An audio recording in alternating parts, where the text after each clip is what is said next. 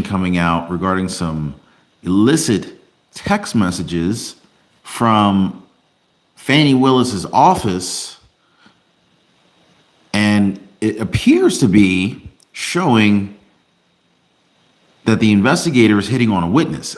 I can't make this stuff up, guys. Now, this is the same Fanny Willis that is fighting to stay on Donald Trump's case, the Donald Trump Georgia election interference case. And Nathan Wade, her former lover, not really sure what the relationship status is right now between Fanny Willis and Nathan Wade, but the judge, Scott McAfee, basically said, hey, one of you guys have to go, right? Well, Nathan Wade quickly resigned and removed himself. Fanny Willis is still here. But now these text messages are surfacing. And these text messages are, well, matter of fact, I'm not even going to tell you how bad they are. I want you to tell me how bad this looks, okay? But before we do, all I'd ask is that you guys take 1 second, hit the like button for the video. I really appreciate you guys. And let me know if you guys want me to keep you guys updated on these different Donald Trump, Fanny Willis, updates regarding Donald Trump's trials. There's a lot going on here.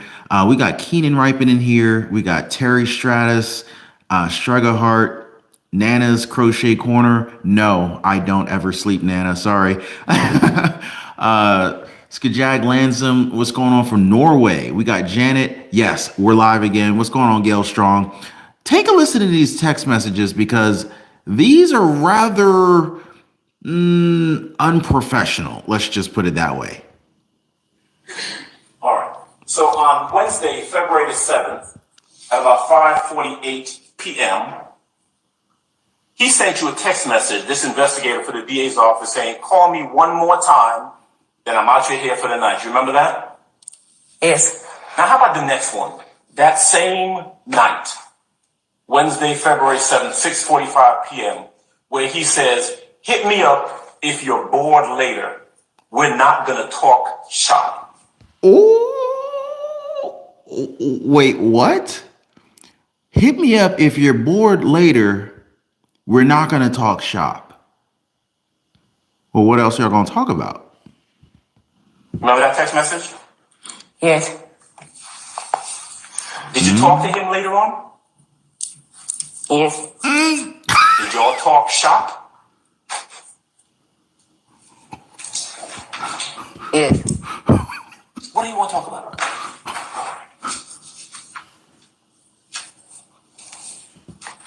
What they talk Going about? out. Going out? Wait, what they talk about? Going out. Going out? Going out is in walking out the door or going out on a date? A date. And this is February 7th of 2024, this year, when the investigator for the DA's office is supposed to be talking to you about a case, but in fact is calling you, talking to you about going out on a date. Is that true? Yes.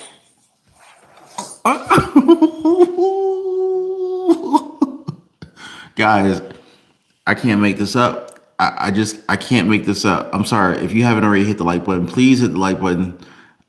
Share this video with someone you know who has not heard this, because, oh man, this is so bad. This is not a good look for Fanny Willis's office. Like, we just heard about an affair. I mean, all right, so Fanny Willis's affair was exposed to the world in the middle of a courtroom just several weeks ago, right? Now we have these embarrassing text messages being read out loud in the middle of the courtroom. And they're, just on display for everyone to see, that this is clearly likely to be a booty call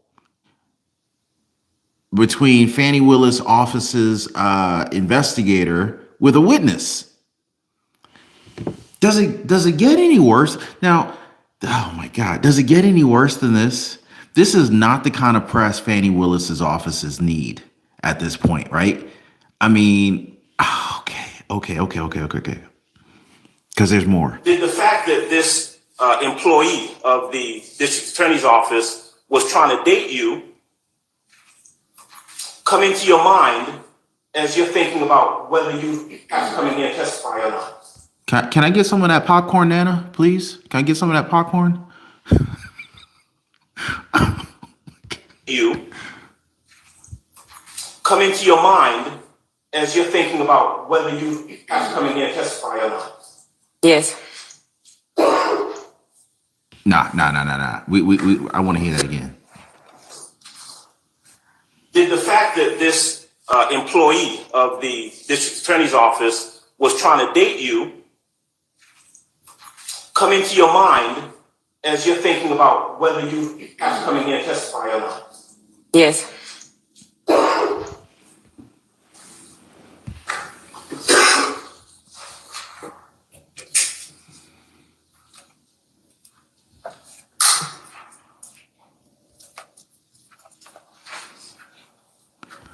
Wow. I don't know what to say here, guys. This has to be very embarrassing. This really has to be very, very embarrassing. Essentially, like, this is like the investigator exposed for these text messages that are clearly, you know where this was going. We already know what they were going to be talking about. Matter of fact, hold on, because they were texting all day long, and the context of this makes it even worse because he's referring to her as mama. This ain't his mom. Message where he says, GM. Now, GM is good morning, right? Yes. Good morning, mama. Hope you slept well. Now, is that generally how he would communicate with you, how he would address you? Objection, page. I sustain the question. So the other attorney tried to block this attorney from covering this by saying objection, but the judge presiding over this case said sustain, which means he can continue and proceed asking these questions. By the way, appreciate the huge super chat this morning. Super early in the morning. It was like 1:31 in the morning. Thank you very much, Terry Stratus. So Terry Stratus says, like Clinton impeachment, this is about the appearance of impropriety, perjury, and RICO against Donald Trump. Appreciate you, brother. All right. Let the saga continue to unfold. And Nan, I'm still waiting on that popcorn, please. Thank you. Extra butter. Now, is that generally how he would communicate with you, how he would address you? Objection, page. I sustain the question. Did he address you as mama on more than one occasion? Yes. Ooh. And if we can go down a bit to the bottom of that page. All right. So on Wednesday, February the 7th, at about 5:48 p.m., he sent you a text message, this investigator for the DA's office, saying, call me one more time, then I'm out your here for the night. You remember that? Man, boy, it ain't looking good, but you already know what this was all about, right? Now, keep in mind, like, Fani Willis is, Fani Willis is after Donald Trump for this Georgia election interference case, right? And it's just wild how much Fani Willis's office manages to somehow have these undercover relationships exposed in the courtroom. Like, this is a really sloppy district attorney's office based on just the last couple of months. And it's like, I can understand why Donald Trump's attorneys would want to kick Fani Willis off the case, get her removed from the case, disqualified, whatever, maybe even disbarred, because that would inevitably delay Donald Trump's Georgia election interference case and get him a little bit closer toward the elections, hopefully become president. That way he could essentially make the case go away if he became president. So that's a strategy. That is the strategy that I think that they're trying to pursue here. But really, if Fanny Willis's office, if the district attorney's office is this sloppy, I would rather them stay on the case, because a sloppy DA, a sloppy attorney would be easier to beat if I'm the defense attorney, right? So if the DA is the prosecuting attorney and I'm the defense attorney, I'm going against the DA, and she's already shown me multiple, incidents where she's sloppy and, doesn't know how to cover her tracks or put forth a good argument, she would be easier to beat. So I'd actually want her to stay on the case. But I totally understand why Donald Trump's lead attorney, Steve Sadow, wanted to get her booted. But get this, guys. I think, you got to keep in mind, Fanny Willis is going for re-election, right? This is like an elected position. So Fanny Willis actually raised more than $80,000 since indicting Donald Trump. So here's something that's going on here. Fanny Willis is getting a lot of free publicity because of this Donald Trump trial. So if she wins this Donald Trump trial, it almost guarantees her reelection. And if this trial continues on, she gets more and more press, more and more media coverage, right? And this would effectively kind of be for free. Nana's Crochet Corner, thank you, Doll. Thank you, Doll, for the $2 super chat. And Nana says, you have such a sense of humor. I really appreciate you. $2 for extra buttered popcorn. Thank you so much. Oh my God, you're too funny. Matter of fact, all right, I'm not gonna do it now, but next time I'm gonna make sure that I have some popcorn ready to go, because you never know on this show. So anyway, let's see. Fanny Willis. Yeah. So Fanny Willis, much like Donald Trump, they keep coming after him with all these different cases, but Trump is actually being rather strategic, and he's leveraging these cases and the media publicity to gain momentum for his presidential campaign. So meanwhile, Letitia James is out here trying to drain him financially of his net worth, of his cash, liquid assets that he was planning to use for his presidential election. But meanwhile, he's getting all this publicity from the media off these fake cases that they keep throwing at him. So my point is Fanny Willis was trying, it looks like Fanny Willis was probably trying to leverage the media coverage off of Donald Trump as well, because she's up for re-election. Get this, guys. Fulton County District Attorney Fani Willis has raised more than $84,000 since indicting former President Donald Trump last summer. Now, keep in mind, $84,000, if you found $84,000 under your mattress, it'd probably be a very good day for you, right?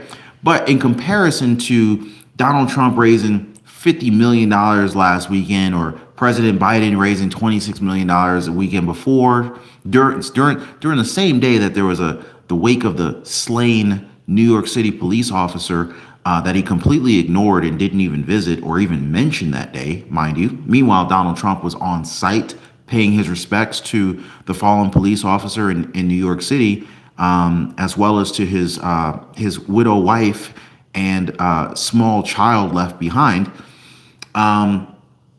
Granted, $84,000 is nothing in comparison to those numbers, but Fanny Willis is not going for president. Fanny Willis is going for re-election of the DA position. So $84,000 actually goes a long way for that smaller campaign. Oh man, we got Stephen Gardner in the live. What's going on, Stephen Gardner, my friend? What is going on, dude?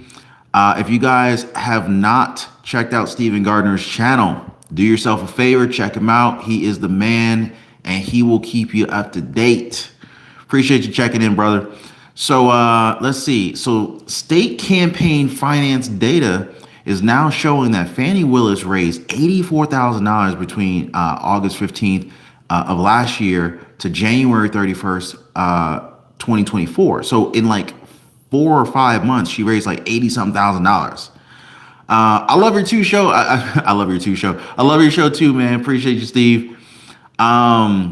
So yeah, so Fannie Willis is benefiting from Trump. And a lot of people are under the impression, we're under this conviction that Fannie Willis may very well have been a planted DA with one sole purpose: to take out Donald Trump before this presidential election.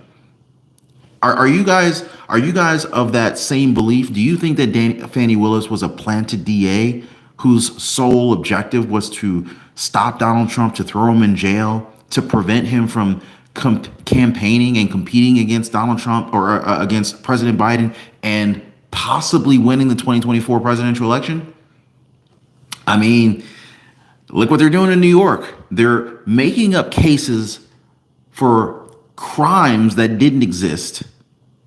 They're finding, can you imagine getting a speeding ticket and finding out your speeding ticket was like $250,000? I mean, like, this is what they're doing here. And it's probably even worse. Imagine getting a ticket for sitting in your car in the parking lot, right? This is more in alignment with what's happening with Donald Trump, because speeding tickets, those happen every day, all day long, right? But if you got a ticket for sitting in the car in the parking lot, minding your own business, and it was like $250,000, that would be more like what Donald Trump's dealing with right now. It would be a case that has never been brought to court before, and an egregious fine for a crime that wasn't even really a crime when you have no victims. Anyway, so so Fannie Willis, this ain't looking good for her. Fannie Willis's campaign was flooded with donations in 2022, but she's going to need a lot more going forward. Fannie Willis is facing re-election as she moves ahead with the RICO trial against former President Donald Trump. Last month, the judge in this case allowed her to stay on the prosecution as long as Special Prosecutor Nathan Wade, who Fannie Willis attempted to hide the relationship that she was in with, had to step down. So this relationship really clouded the case, left a funky odor of mendacity in the courtroom. Everyone smelled it, including the judge who identified it. So we're gonna see what happens in the future. But let me see what you guys are saying in the comments. We got John Litton. John, is it John Litton or John Lighton? What's going on, man? We've got Melissa Carmer in here. What's going on? Lawfare for sure. Let's see, American Girl. Why did Fanny go to the White House? I don't know. Why did Fanny go to the White House? Why did Fannie Willis try to hide the visit? That is the real question. So John Gardner says, I have Ron, Steven, Doug, and Neil all subbed. That's what's up, brother. That is what's up. We got Guadalupe Rubino in here. What's going on? Keenan Ripon. Well, anyway, guys, I just want to give you guys this quick update. I told you these updates will be coming, and they're coming out more rapidly. So if you haven't already, do hit the like button, share this video on Facebook and Twitter. Make sure your bell notifications turned on so that you know as soon as we release new videos and content. Anyway, appreciate y'all hanging out, and I will see you guys